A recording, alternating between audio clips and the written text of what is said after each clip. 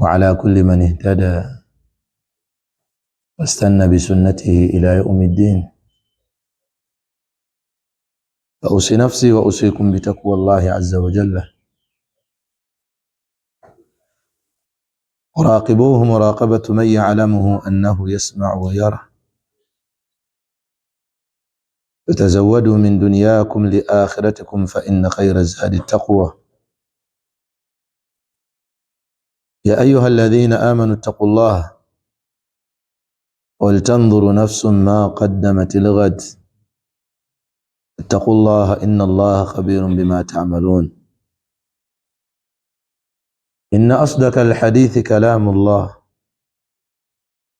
وخير الهدي هدي محمد صلى الله عليه وسلم، وشر الأمور محدثاتها، وكل محدثة بدعة، وكل بدعة ضلالة، في رواية النسائي وكل ضلالة في النار. الله tumwebaza tumtenda n'amatenda amajjuvu geetenda nago agatali mu bukendeevu. Tumwebaza Allah olw'ebyengera bye ebingi byatugabirira ebyeyolefu mu kulabwako n'ebyekusifu ebitalabwako. Akyakulekedde obulamu, yuhyi wa yumit. Allah yawa obulamu ate era yatta. Allah yawa obulamu ate era yatta. Wakitiibwa Allah bw'abanga akyakkiriza nze naawe tubeere mu bitonde by'ebiramu, saba Allah agira akyatukuumira ekyengero ekyo atugabirire okukirongooserezaamu obuwangaazi bwaffe obusigadde. Abooluganda abakkiriza, Allah yatugamba nti ya ayyuha al insan innaka kadihun ila rabbika kadihan famulaqih. Owange gwe omuntu oli ku nsi okola, otakabana laylan wa nahaara, emisana n'ekiro, naye ddala ebikutakabanya byebyo byogenda okuzza eri Allahu tabaraka wa taala ng'akusiimye, oba ebikukooya nebikutakabanya, duniya yeekumazeemu. Kyanga abasajja bakulu abakuzeemu mu myaka bawezezza 40 n'okwambuka waggulu, naye nga bakyagoba edduniya.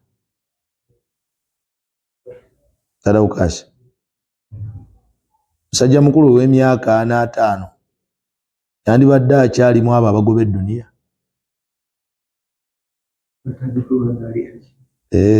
Atunulidde kyakulya badde sikimanyi, kale mugigobe.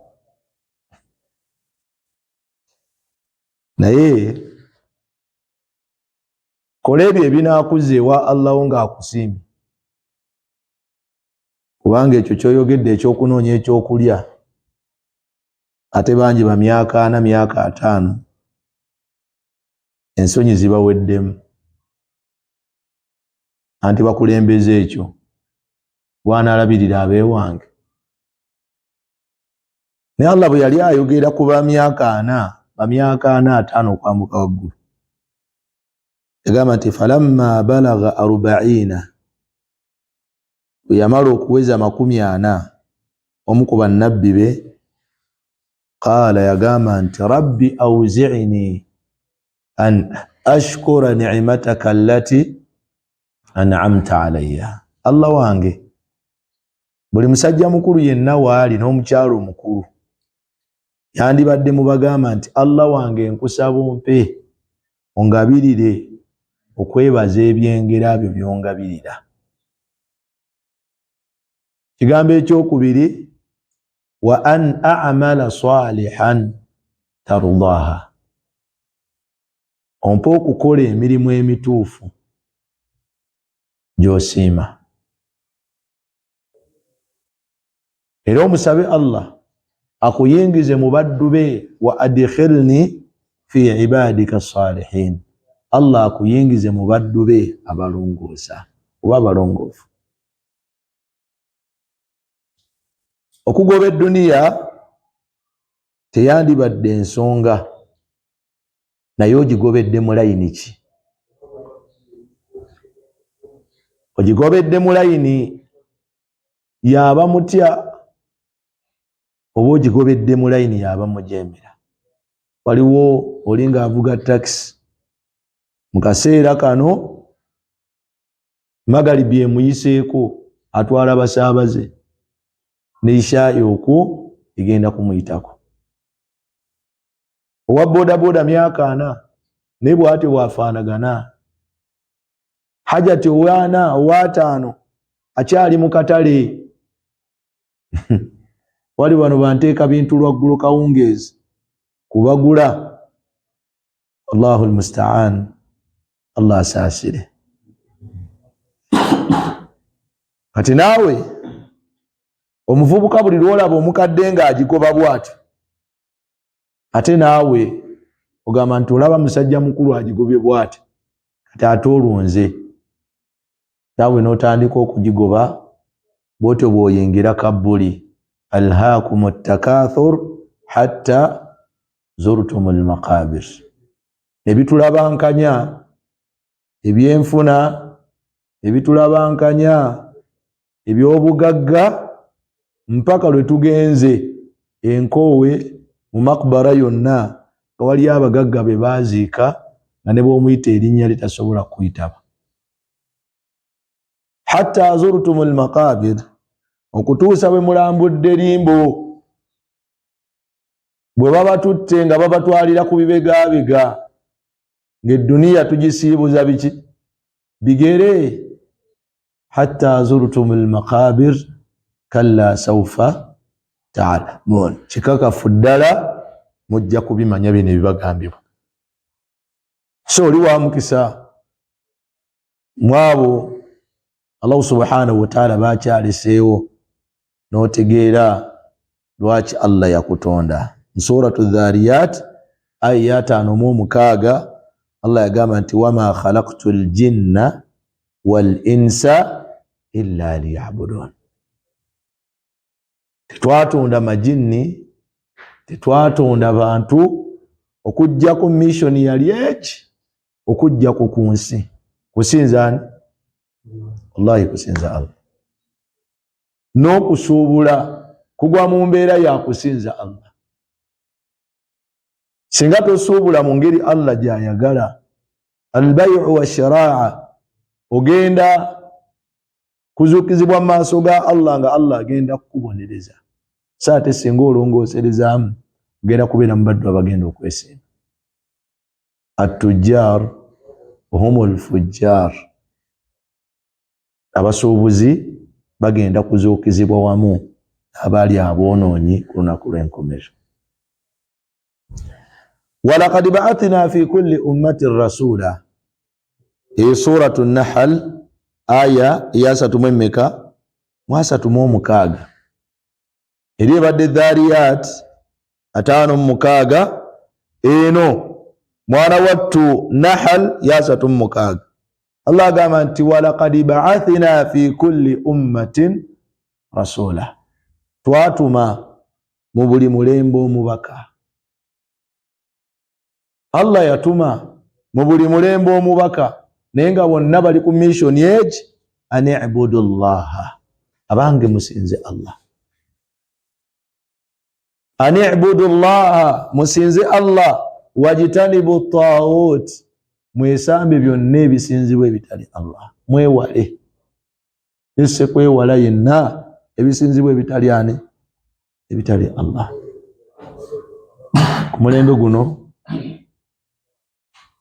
Ku mulembe guno abantu bava mu busiraamu yamkuruna min ad-din, bava mu busiraamu nga bwolaba akasaale bwe kava mu mutego gwako. Abantu bava mu busiraamu nga bwolaba akasaale bwe kava mu mutego gwako. Olwaleero ku makya waliwo omwana muwala asindikidde message nga munyiikaavu mwennyamivu, alina mukwano gwe babadde bawangaala bonna nga ggwe naani.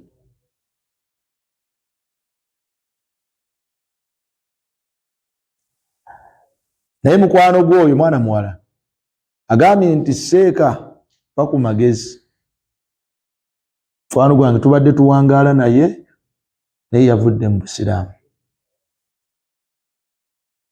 Ngezezzaako okwogera naye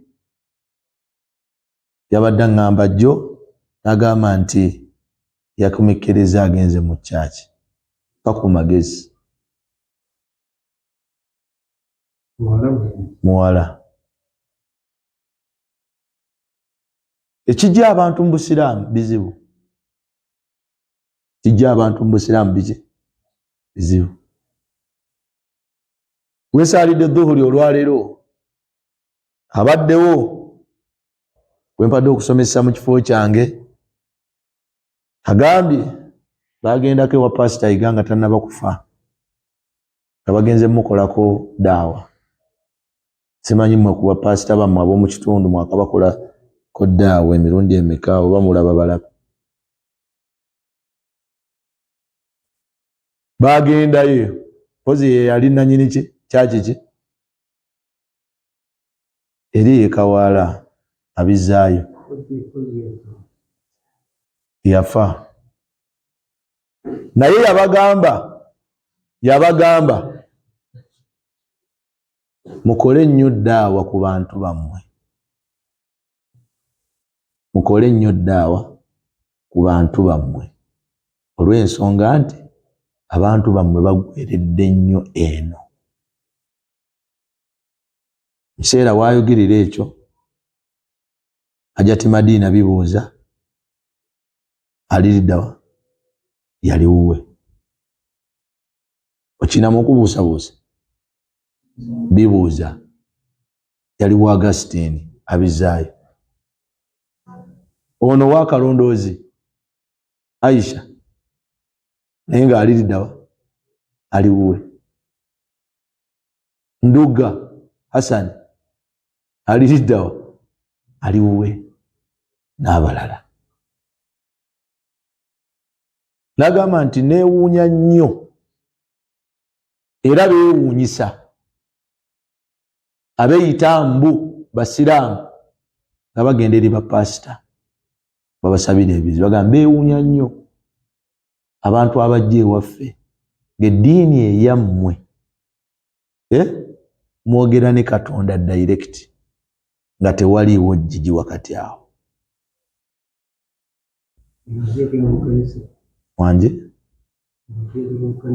waggulu mu ofiisi amazima bagamanyi. Mbeewuunya nnyo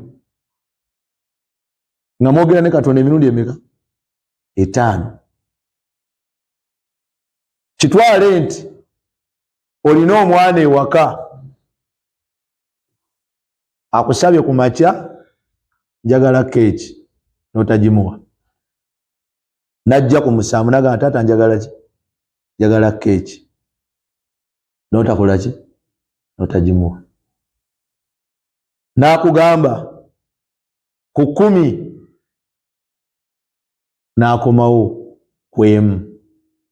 Emirundi gyakwetawulirako 5 oyinza ogaana okumuwa. Wanje tosobola ogamba nti kwata. Mulina omukisa naye temukukozesa. Mulina omukisa naye temugukozesa. Mwogera ne Katonda emirundi emeka bakomekereza bagenzi mu basawo ba kinnansi mu bapasita. Ffe ekitulemesezza tulemeddwa okukola Allah by'ayagala, ffe Allah atukolera ebyaffe. Tulemereddwa okukola Allah by'akola atya? By'ayagala. Weebuuze Allah ayagala ki? Allah akwagaza ki? Allah akwagaza ki wamma? Kuteeka mateeka ge mu nkola. Walaqad ba'athna fi kulli ummatin rasula an i'budu Allaha wajtanibu at-taghut. Musinze Allah. Musinze Allah weewale embeera y'okumugattako sirike.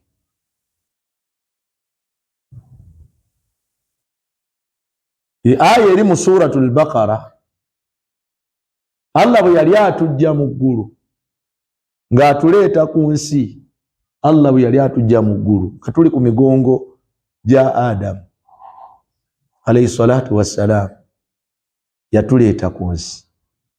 Ekibuuzo kye yasooka otubuuza, alastu bi rabbikum, sinze mulezi wammwe? Twamugamba nti qaalu bala, tetulinaamu kubuusabuusa, yaani yeggwe, gwe mulezi waffe.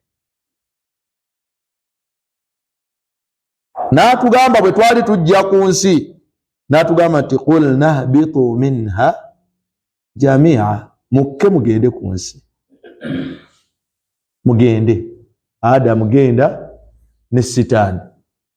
Naye mukimanye fa imma, suratul Baqara 38, fa imma ya'tiyannakum minni huda, mugenda kujjirwa okuva gye ndi obulungamu. Obulungamu bugenda kujja okuva gye nkola nti gye ndi. Bulungamu ki? Bulungamu ki? Busiraamu. Ne bw'otawanika, bulungamu bwa busiraamu. Naye Allah yagamba nti faman tabi'a hudaya, yenna anaagoberera obulungamu obwo, yenna anaagoberera obulungamu obwo, fala khawfun alayhim, tobangako embeera yonna ekutiisa. Oba ntegerekeka? Oli yagenze eri alina embeera emutiisizza. Allah agambye nti yenna agoberera obulungamu buno, fala khawfun alayhim, tobaako mbeera yonna ekutiisa. Wala hum yahzanun, wala hum, wadde embeera ekunakuwaza. Bino abigamba akoze ata? Agoberedde obulungamu. Umaru kyava abuuza omubaka sallallahu alayhi wasallam, kuba mu kiseera ekyo omubaka mu daawa ye yasooka yali daawatu sirriya, yagikolera ebbanga, tuukirira kinnoomu. Umaru bw'amala okusiramuka yamubuuza kibuuzo ki? Alasna ala alhaqi ya rasulallah, siffe tuli ku mazima? Yamuddamu ati? Yamugamba nti bala, tuli ku mazima. Namugamba lwaki otya? Ya Ukash, lwaki otya? Ya fulani, lwaki otya? Agatandika okulangira obusiraamu kyere bw'obanga oli ku mazima. Kiki ekikweraliikiriza mu bulamu? Faman tabi'a hudaya fala khawfun alayhim, eyo aya okuta tobaamu kweraliikirira wadde okunakuwala. Allah akuggyeko obusiraamu, akuwa obutali.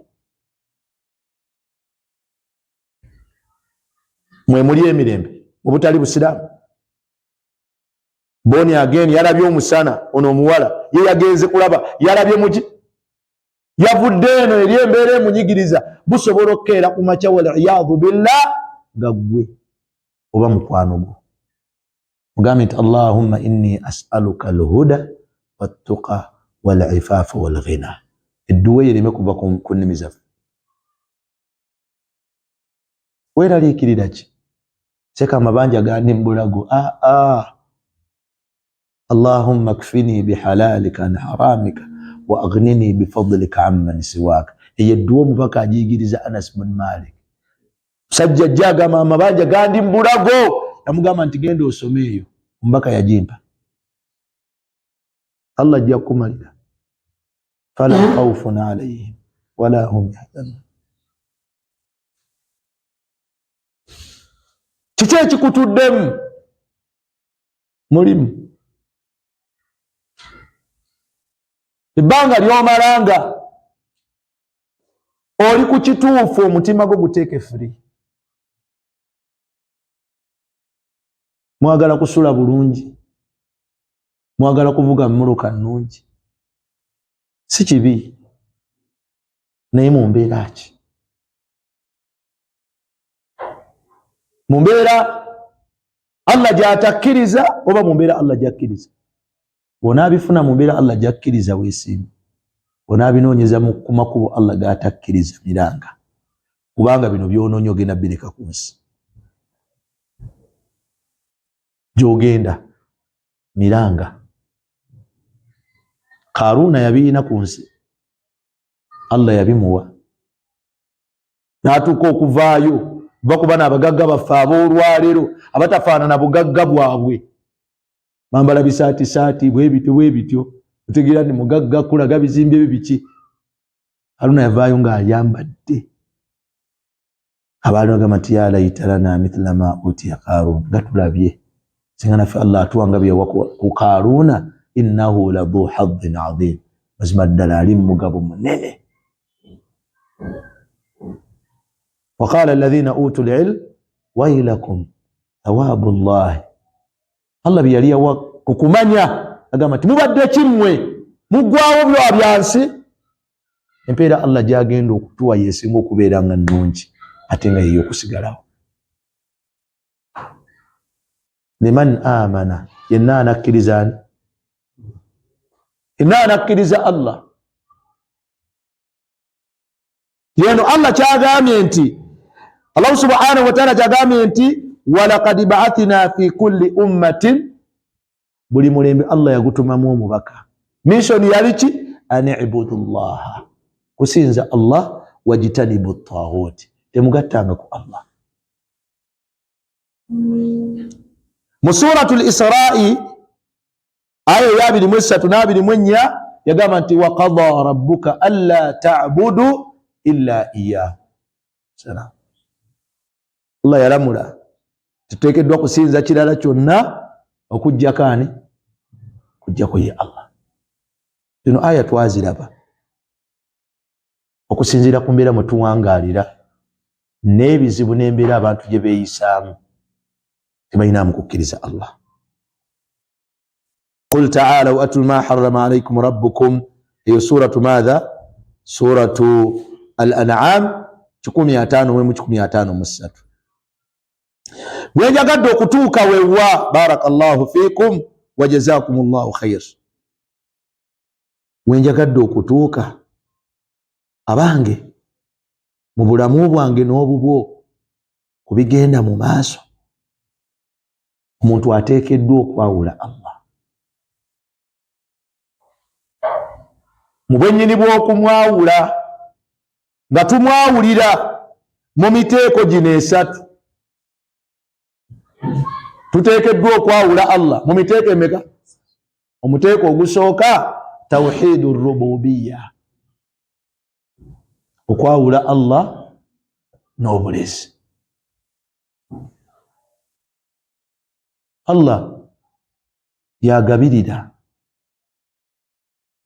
tuteekeddwa kiteeka mu bwongo bwo ti si maanyi go na magezi go na buyivu bwo tikojja okuliira, wabula Allah yagabirira.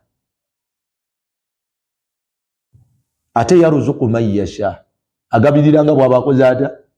Bw'aba yagadde.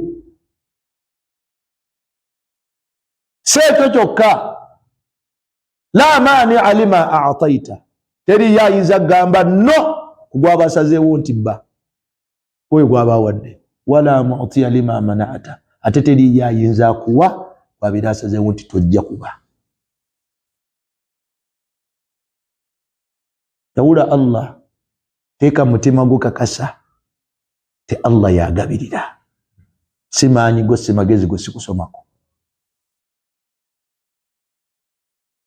Yawula Allah okakase ekyokubiri arrabbu al-uluhiyya ilahiyya mubikakasa mu bwomu bwe Allah subhanahu wa ta'ala mubimukakasaawo yuhyi wa yumit yawa obulamu ate era yatta. Wallahi tuli mu nsi ng'abatwagala tufe bayitirivu ng'abatatwagala tubeerewo bayinza okuba nga batono era nga bagamba nti afadde. Nga bwe ntera okukyogera mwenna mwegattira wamu n'atakirina agamba nti afadde. Ani gwe mwatonda oba muntegedde wangi bigeze bijje mu njogera nga ey'okusaagirira nti aziriseemu kale afudde. Gwe ssanyu kiri oteeseteese olw'okubeera nti tetulina buyinza butta wangi abuyina akyamuleseewo yawa obulamu ate era yakola ata wallahi yabujja ku bwabwera abujjeko. Teyeebaka yeebaka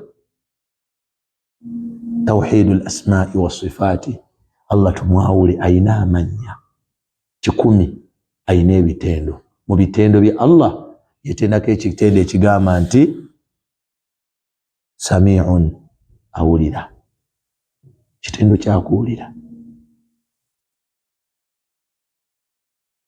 awulira Allah awulira aqaribu rabbuna fanunaji am ba'idi fanunadi ali wala tumusabe nga tuleekaana ali kumpi oba tumusabe mu kyama. Fa idha sa'alaka ibadi anni fa inni qaribun ndi kumpi ujibu nyanukula omunanga gwoyo yenna abeera nkowodde. tutunuulireko barakallahu fikum wa jazakumullahu khair babu fadlu tawhid wama yukaffiru min adh-dhunub.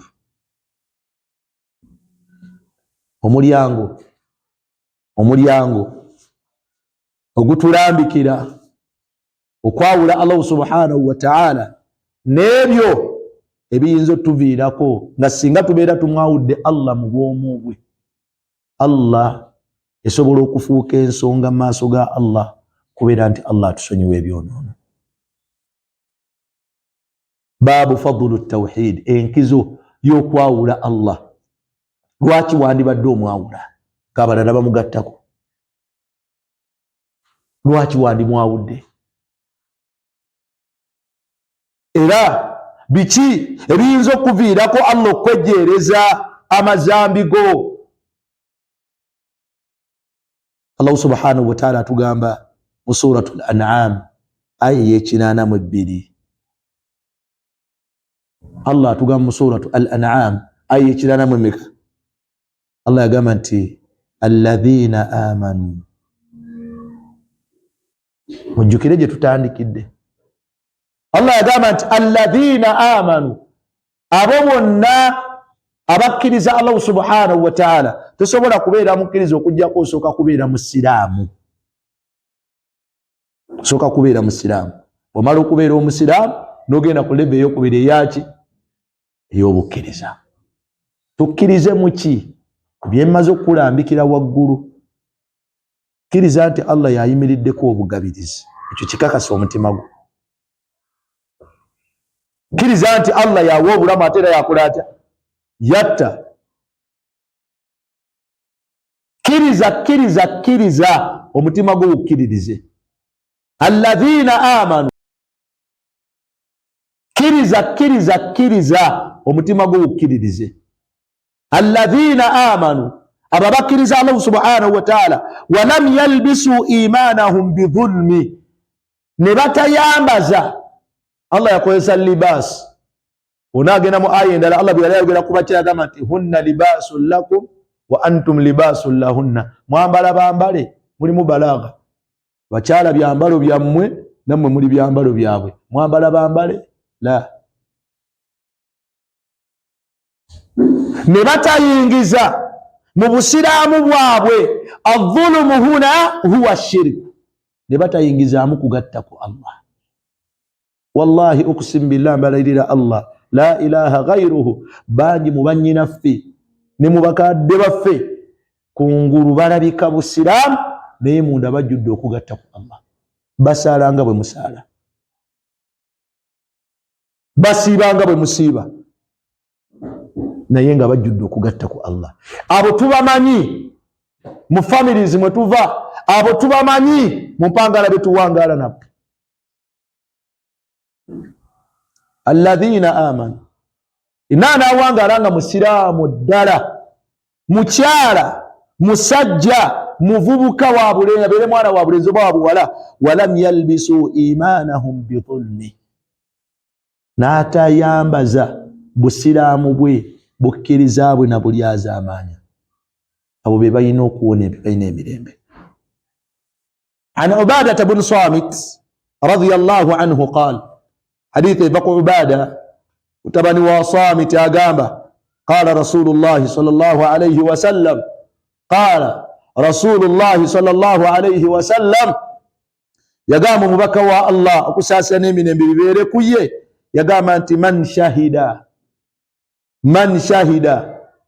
yenna ajulira n'akakasa nti an la ilaha illa Allah wahda, tewali ateekeddwa kusinzibwa mu butuufu okuggyako Allah omu, la sharika lahu, talina kimuvuganyako ku ye Allah, talina kimugattibwako.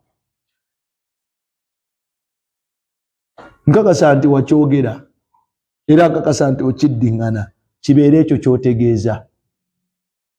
Wa anna Muhammadan abduhu wa rasuluhu, era Muhammadi muddu we ate era mubaka we. Wa anna Isa abdullah, era nakakasa nti Isa si mwana wa Katonda, muddu wani? Muddu wa Allah, ate wa rasuluhu, ate era mubaka we. Wa kalimatuhu alqaha ila Maryam, n'ekigambo kye Allah kye yayogera eri Maryam, Isa maama wa Maryam, wa ruhun minhu, n'omwoyo gwamufuuyibwamu. N'okakasa nti Isa si Katonda, n'okakasa nti Isa si Katonda. Yavudde ku kalimatu tawhid la ilaha illa Allah, n'agenda okugamba nti Isa mwana wa Katonda. Abo bangi, abo bangi. Wal jannatu haqqu, mukukkiriza kwo obeere okukkiriza okugamba nti ejjana yaki? Jjana mazima gyeri. Wali ogirabyeko? Allah agituwasofera, agitutendera mu Qur'ani, olutendo olugiwoomya. Olwaleero tulina engoye ze tugamba nti ze ziriko. Tuli wamu? Mu jjana waliwo engoye ezigenda okubeerako nga tezigenda kuvaako. Allah azitunyumiza mu Qur'an.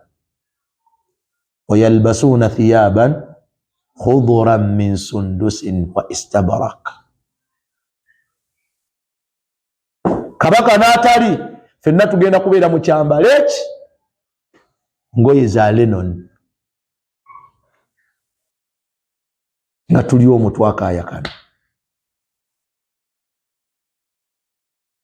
Wal jannatu haqqu, ejjana ya mazima, okumanyanga ya mazima. Allah subhanahu wa ta'ala agamba mu suratu Al-Bayyina, agamba nti innal ladhina amanu wa amilu salihat, yenna anakkiriza Allah n'akola emirimu emituufu, ulaika lahum jannatin tajri min tahtiha al-anhar, beba abagenda okubeera mu jjana ya Allah ezikulukutira wansi waazo emigga, khalidina fiha, bagenda kuzibeera mu lubeerera na lubeerera, bagenda kuzibeera mu bugenderevu na bugenderevu.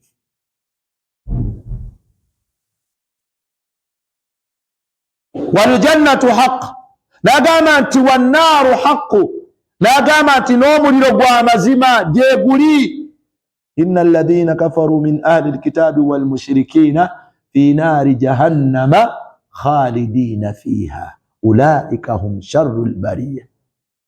Bibitonde bya Allah bisinga okubeeranga bibi byakubeera mu muliro. Eyo Bakara ero gyesomyeko ekitundu Allah gyagambye nti qulna bitu minha jami'a fa imma ya'tiyannakum minni huda faman tabi'a hudaya fala khawfun alayhim wala hum yahzanun. Allah gabati walladhina kafaru wa kadhabu bi ayatina yenna nalimbisa amateeka gange najema ulaika ashabun nar abo bebagenda okubeera mu muliro gwa Allah hum fiha khalidun wallahi bakugubeeramu tebagenda kuguvaamu. Wannaru haqq bannanga omuliro gwa mazima n'okakasa yagamba nti omuntu bw'akakasa ebyo adkhalahu Allahu aljanna Allah agenda kuyingiza ejjana ala ma kana min al'amali kwejo emirimu gye walinga okola.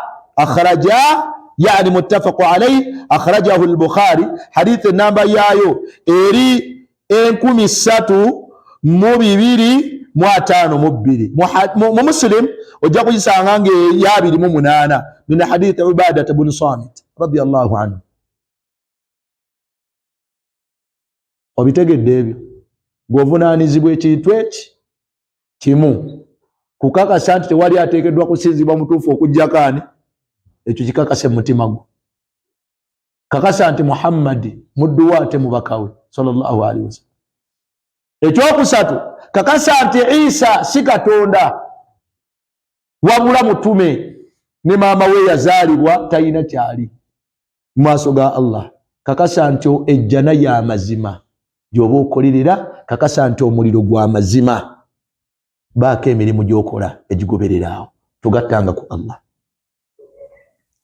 ولهما في حديث عتباني أقامت فإن الله حرم على النار وشب الله سبحانه وتعالى يزيزكم مريرو من قال لا إله إلا الله يني أقامت ذكر الزاني يبتغي بذلك وجه الله قالوا نعم الله يا باب سيما أقسم بالله والله مني أبا يقري تيغامبي تشوكا الله نابا وجهنا بايوم mpayom ngayogera ekigambo ekyo kyokka Allah namwejjana mpayom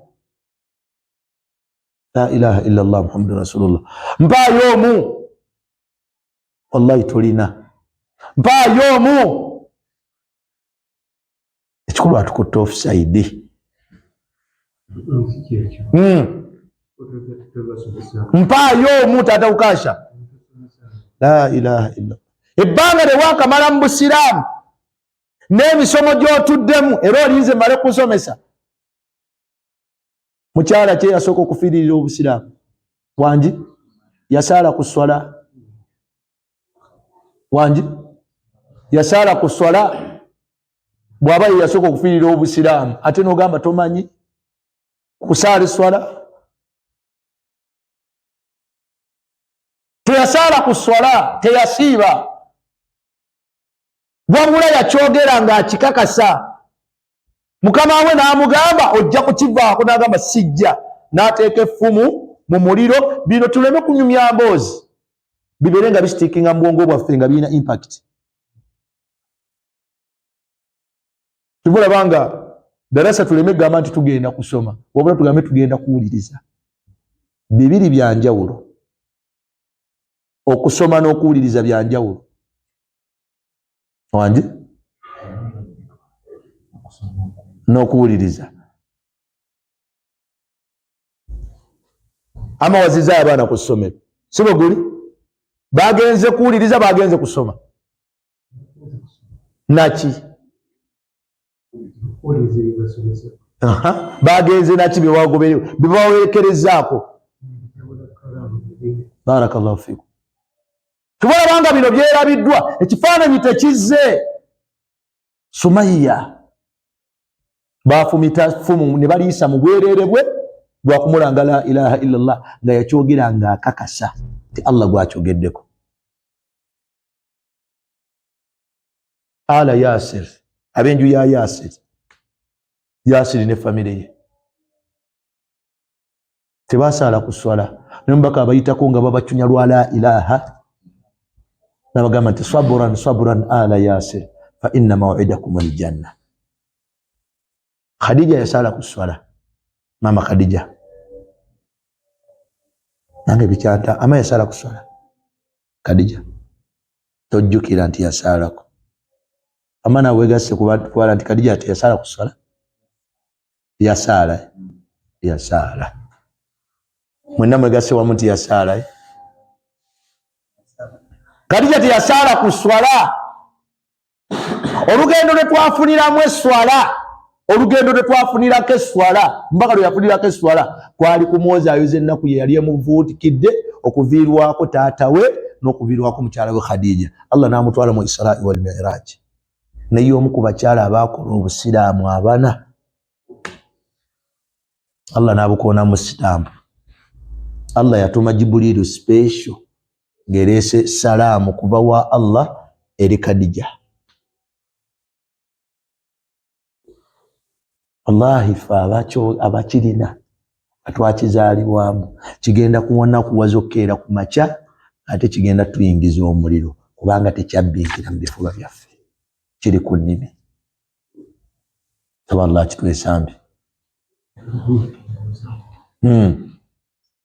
Alaikum salaam wa rahmatullah.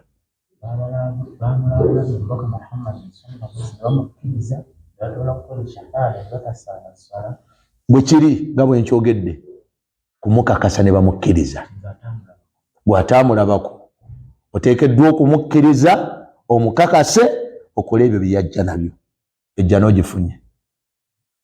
Mu suratu Safi Allah yatugamba aya ndowooza ya 10, ya ayuha alladhina amanu hal adullukum ala tijaratin tunjikum min adhabin alim. Babuulireyo ekyobusuubuzi ekigenda obbawonya ebibonereza ebikambwe.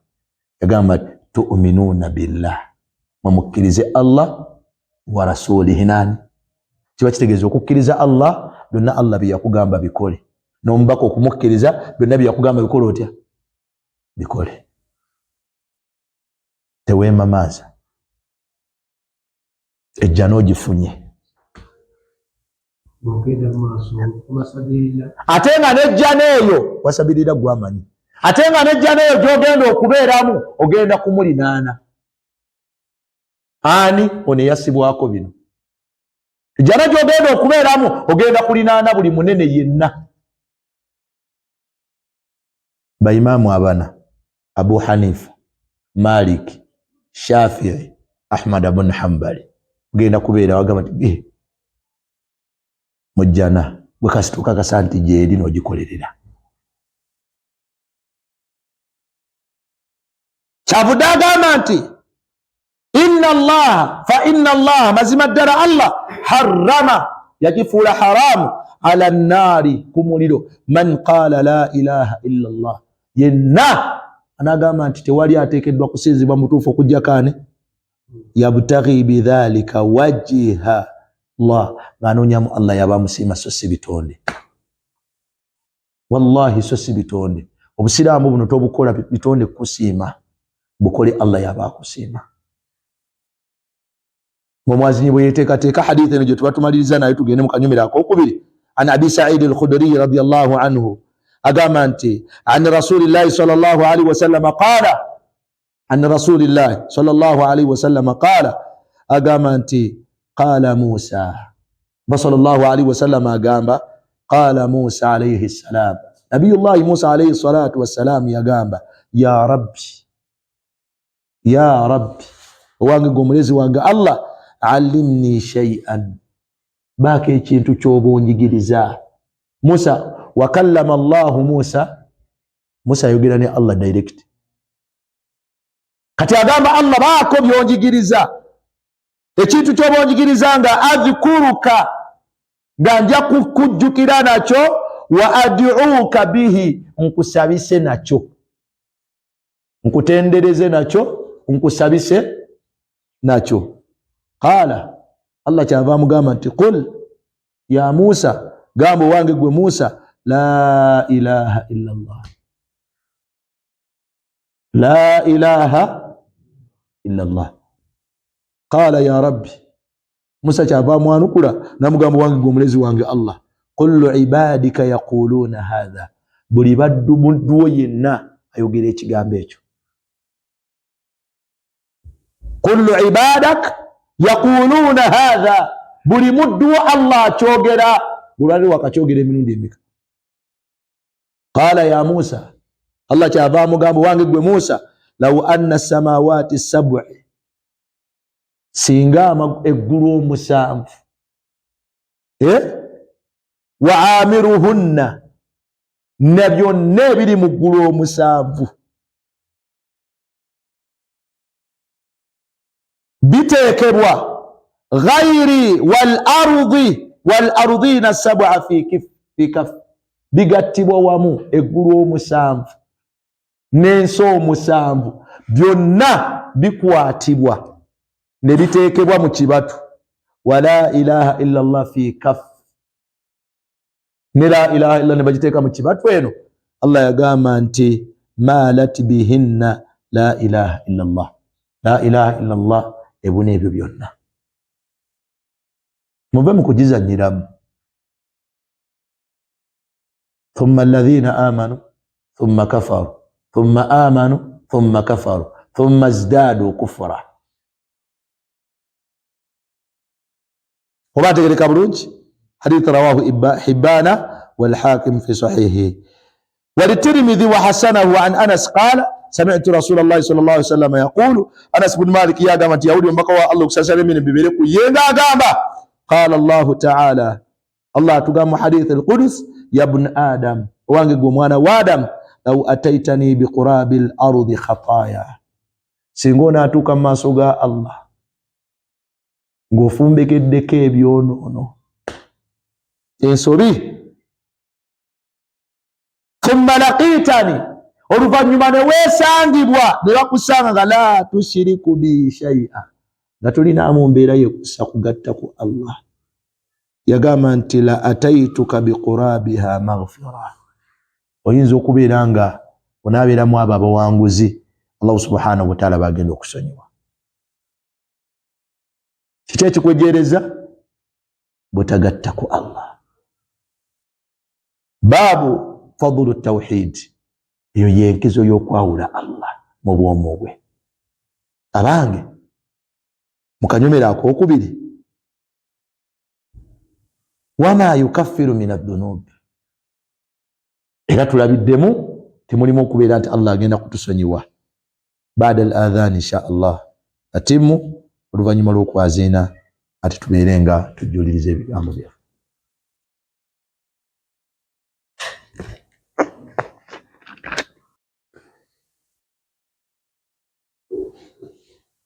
Abantu bagasse ku Allah nga bali mu ambulira y'obusiraamu, beetwala nti bakyali basiraamu naye nga baafuluma dda. Abalala baatudde lwatu, iffe tubukoze tutya?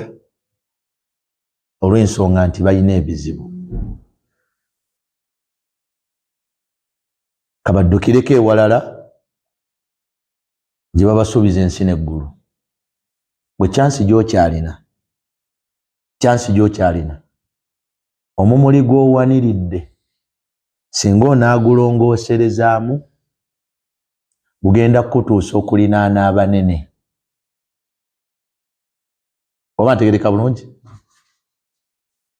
Waman yuti' llaha wa rasula, suratu Nisa aya 69, anaagondera Allah n'omubaka, fa ulaika ma'a alladhina an'ama Allahu alayhim, agenda kubeera wamu n'abo Allah bye yawa ebyengera. Sirata alladhina an'amta alayhim, Allah tuteeke mu kkubo lyabo be wakola ki? Be wawa ebyengera, be wagabirira ebyengera. Be baani? Mina nabiyyiina, gwani agenda okubeera ne bannabbi? Gwani? Wasiddiqiina, n'aboogezi b'amazima. Gwani?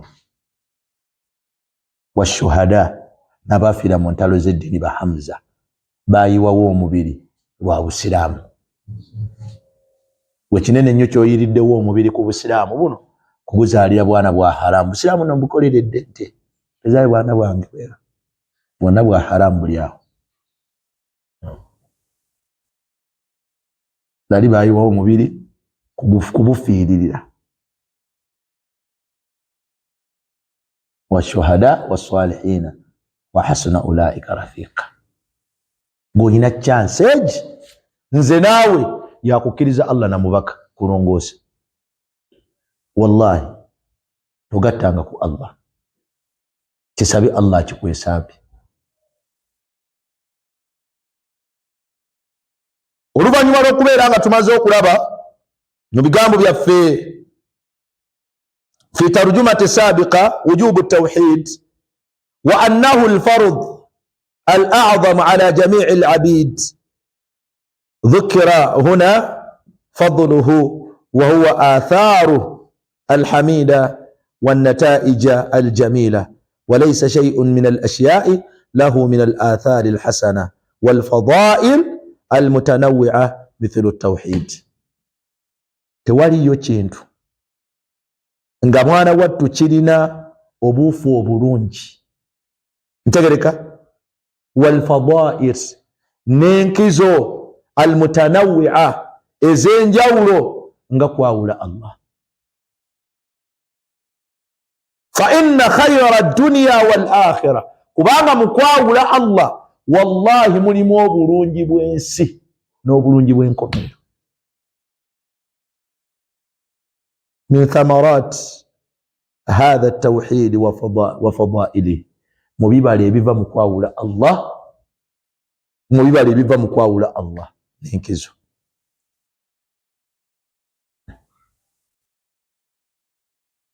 ومن فضائله مبينكزو ebiri mukwaawula Allah byoteekeddwa okubeera ng'otambulirako. Ayyuhal mustami' owange gwa mpuliriza, owange gwa ndaba, enkizo esooka egenda okuviirako okubeera nti Allah akusonyiwa ebyonoono byo. Esooka annahu sababu al-a'zam litafriji al-kurubati ad-dunya wal-akhirah.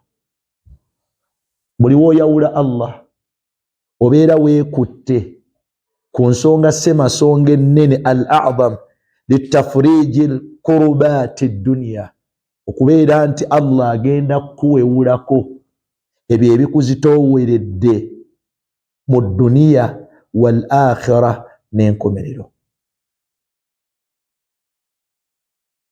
wa dafi'i uqubatihima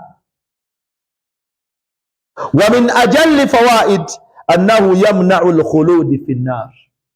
Saate ku nkomerero, enkomerero Allah bw'anaaba akututte ng'amaze okukuwewulako bino ebinene by'oku nsi, empeera omugaso gw'ogenda okufuna ku nkomerero nga Allah akututte, annahu yamna'u al-khulud fi an-nar. Tawhid egenda kukuziyizaako okuyingira omuliro gwa Allah. Allahu akbar. Tawhid egenda kukuziyizaako okuyingira omuliro gwani?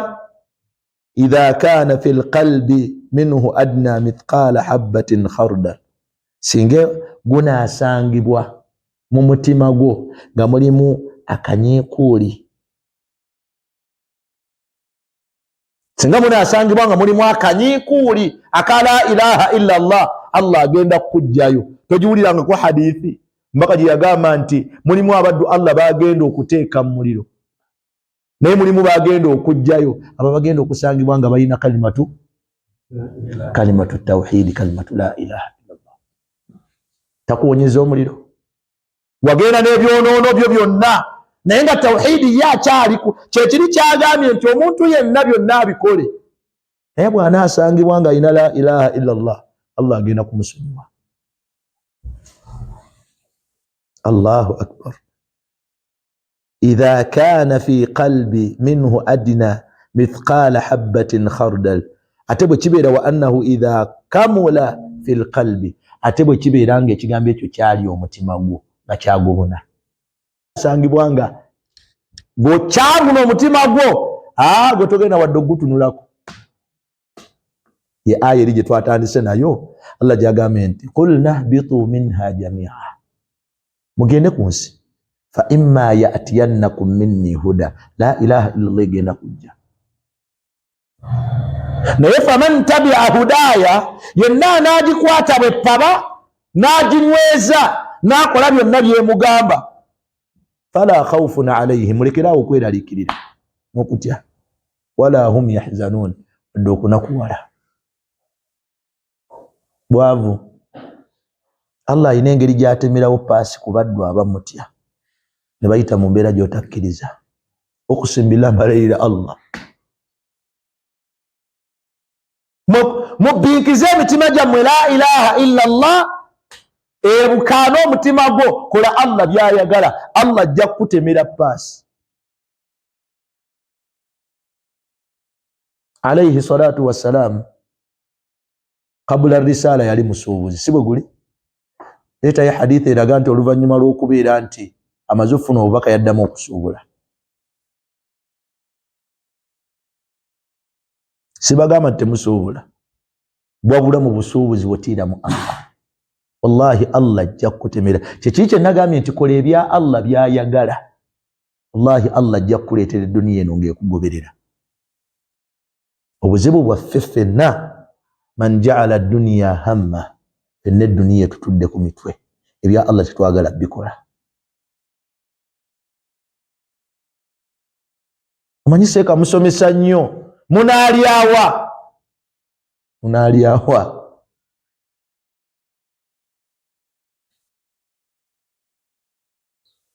Eddiini yamubukaana obwongo.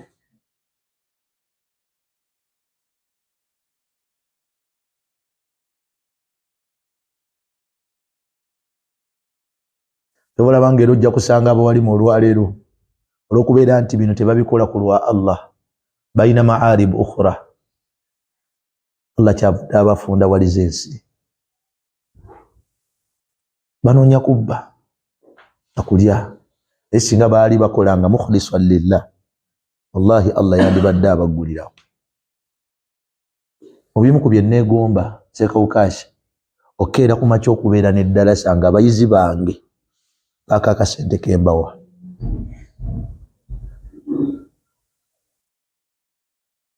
Ngambako akasente kekola ntya?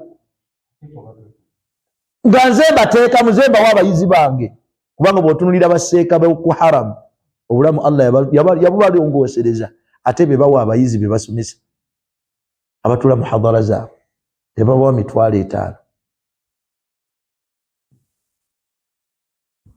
Allah yabagondeza obulamu. Education biki gavumenti yebikolako byonna, kati akasente ke bafuna kalagawa.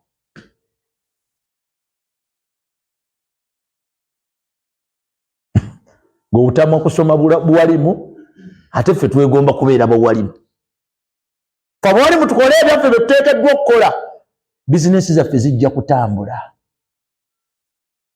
Mu bimu ku byo mu faida gye tukomyeko olwaleero, ti omuntu yenna anabbinkiza la ilaha illa Allah mu mutima gwe. Ekyo ky'oba ogenda nakyo, anabbinkiza la ilaha illa Allah mu mutima gwe, nsonga nnene egenda okuwewulako ebinene by'oku nsi ebikuzitooweredde, ate era n'ebyokunkomera.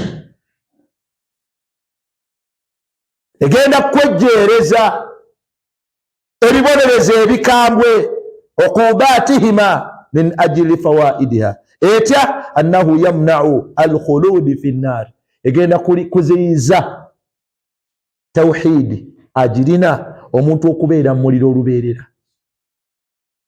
Alkhuludi fi nnar idha kana fi qalbi minhu adna mithqala habatin kharda, bwenasangibwa nga ayinamu akanyiikulika la ilaha illallah. Wa annahu idha kamula, ate bw'anaasangibwa nga nzijuvu mu mutima gwe, oyo ye yamna'u dukhuli nnaari bilkulliya, tagenda guyingira. Wallahi tagenda guyingira. Kiri eri ggwe okukola oba okuleka. Bw'onaakola ojja bifuna, bw'otaakole bijja kuyita ku mutwe. bino byenjogera omuntu amala okusaala n'agenda tajja bifuna wabula omuntu awaayo obudde bwe ajja kutegeera value y'ekyo kyali. Bangi baleseeyo okukola Allah byayagala nga basaala nga bwe tusaala naye n'obasanga nga bali mu riba n'obasanga nga bali mu shiriki bagamba nti bali bize. Bino ebigambo bye bizza emitima gyaffe, omutima ogubadde gugenze nga gwekyayi. Nze gwolaba nali musiraamu walinga osoma ddi? Man asnada faqad bari'a, walinga osoma kwani? Alaza kujajja abeera yejjerezebwa sibo guli walinga osoma kwani? Nadini nagisoma ayinza okwogera nagisoma ng'ali mugundi mu Islamic schools. Kaseeka yajjangamu mu wiiki omulundi gutya gumu nagisomedde. Wa sallallahu ala nabina Muhammad wa alihi wa sahbihi wa sallim. Subhanaka Allahumma bihamdik ashhadu an la ilaha illa anta astaghfiruka wa atubu. Tutambula babu fadlu